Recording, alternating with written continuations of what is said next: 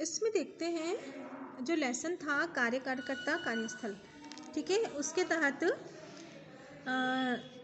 प्रश्न है 9, समय संसाधनों और स्थान पर संसाधनों का वर्णन करें।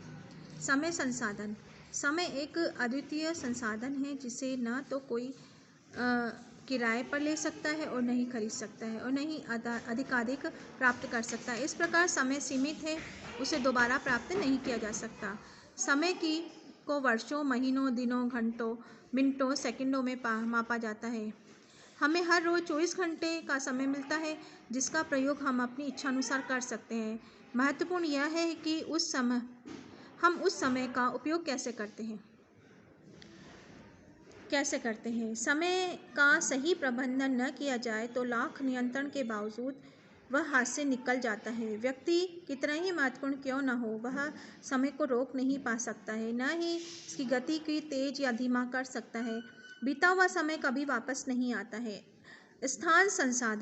स्थान संसाधन विभिन्न कार्यों जैसे सेमिनार, प्रशिक्षण, भोज, प्रदर्शनी, बैठक, आयोजन इत्यादि के लिए प्रयुक्त किया जाता है। एक शांत वातावरण में स्थित स्थान आपके कार्य, आयोजकों एवं घटनाओं के लिए एक बेहतर परिवेश का अनुभव प्रदान करता है।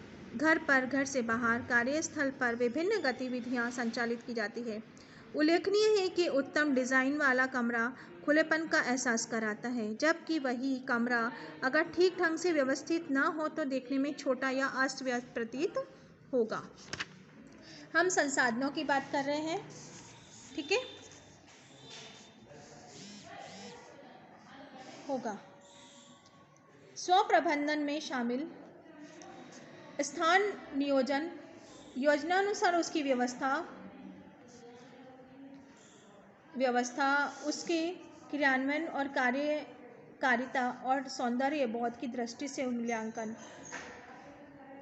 सुव्यवस्थित स्थान न होना केवल काम करने का समय आराम देता है बल्कि आकर्षक भी दिखाई देता है। समय प्रबंधन क्यों जरूरी है?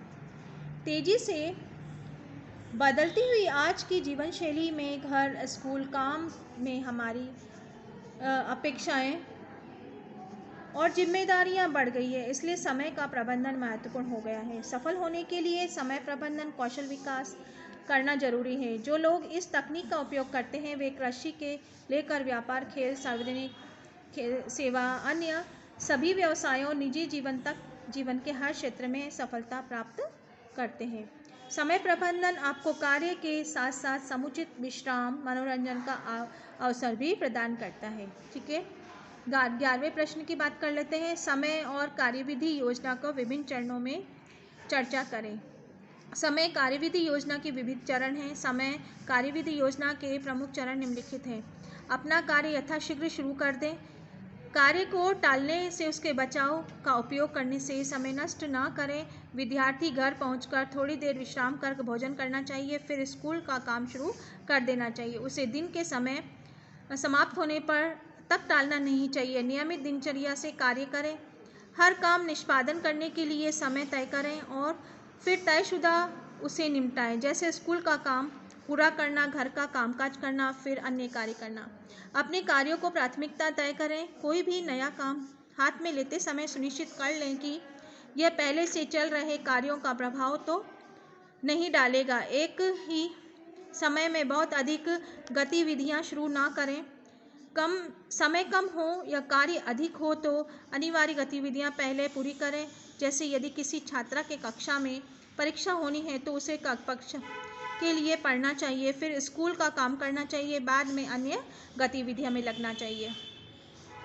अपेक्षाकृत कम महत्वपूर्ण, कम प्राथमिकता वाले कार्यों की जिम्मेदारी न लें।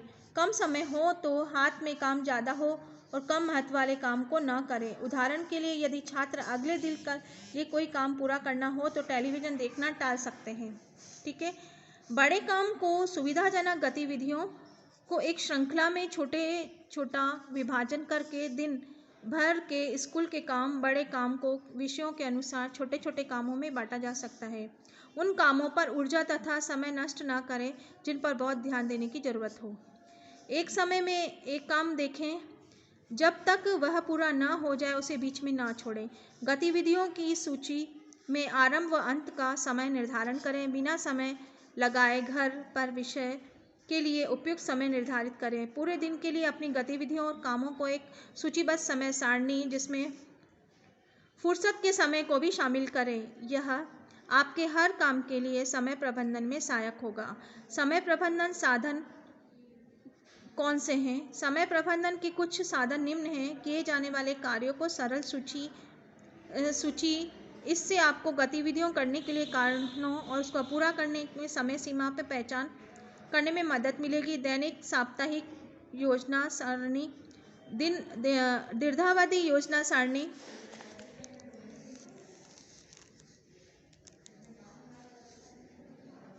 इस कार्य हेतु एक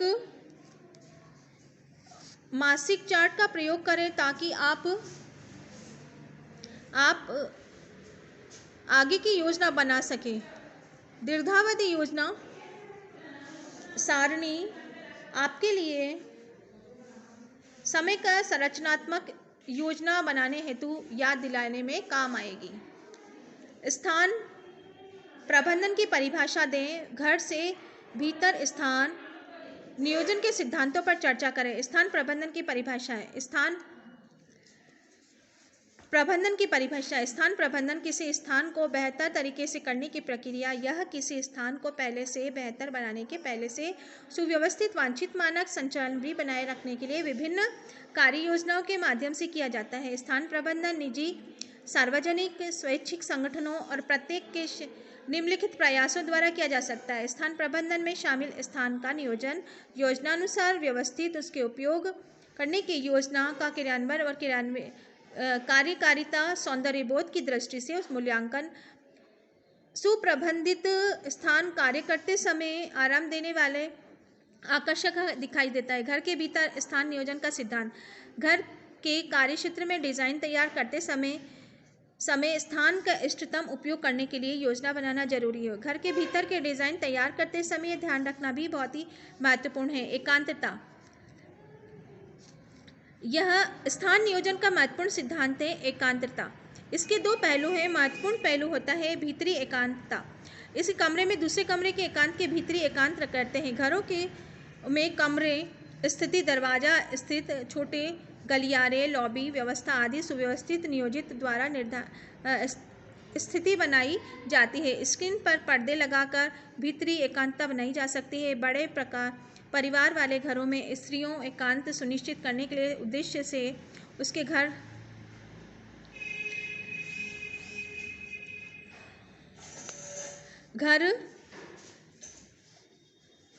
बैठने के लिए उपलब्ध कराए जाते हैं। कमरे की स्थिति, इसका आशय है कमरों में के लिए एक दूसरे के साथ भीतरी संबंध है। जैसे किसी भवन में भोजन क्षेत्र रसोई के निकट होना चाहिए, शौचालय रसोई से दूर होना चाहिए।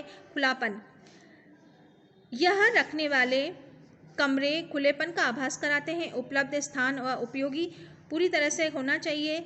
आप दीवारों, अलमारियों, शेल्फ, भंडारों क्षेत्रों को बना सकते हैं ताकि कमरे में फर्श विभिन्न गतिविधियों के लिए खाली रहे। इसके अतिरिक्त कमरे के आकार तथा आकृति, फर्नीचर व्यवस्था, प्रयुक्त रंग योजना का भी खुलेपन पर प्रभाव पड़ता है।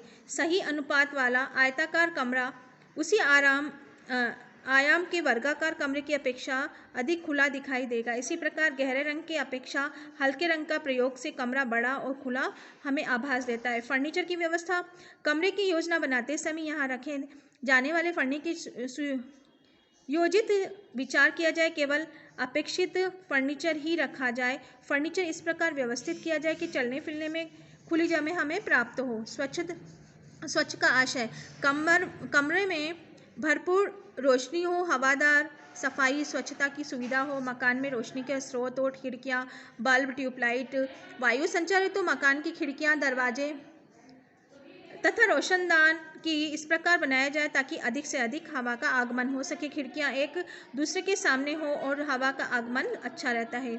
भवन योजना में सफाई की सुविधा, धूल को रोकने का प्रावधान जरूरी है। भवन में स्नानागार और शौचालय प्रावधान में स्वच्छता और सुविधाजनक भी हो। वायु का परिसंचरण, कमरा दर कमरा की वायु परिसंचरण संभव होती है। घर के प्रत्येक कमरे में स्वतंत्र प्रवेश द्वार हो, उसके सदस्यों का एकांत भी बना रहे। ये आपके प्रश्न हुए, 13 प्रश्न तक हुआ। ठीक है, 14 प्रश्न मैं आपको अगले वीडियो में देखूंगी, है ना।